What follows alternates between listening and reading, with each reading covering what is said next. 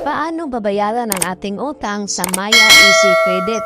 Sa ating Maya dashboard, i-click natin itong credit. Sa makikita po natin ay may bill po ako na 1,055 pesos 52 centavos. At kapag gusto pa nating tingnan ang ating billing statement, i-click natin itong view statement.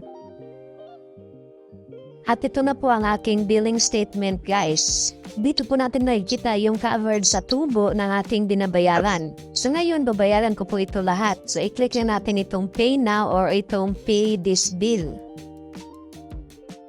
And then click po natin itong continue.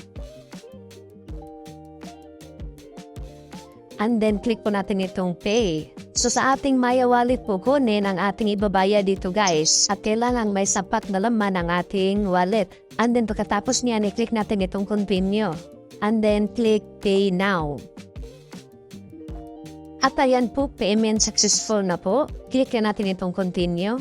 At huwag kalimutang i-save itong receipt, guys.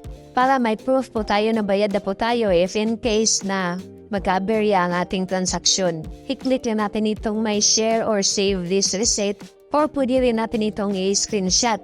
And then balikan po natin ang ating Easy Credit dashboard kung na-credit na po ba ang ating ginayad. At ayan po, 0-0 na po ang balance ng ating Easy Credit.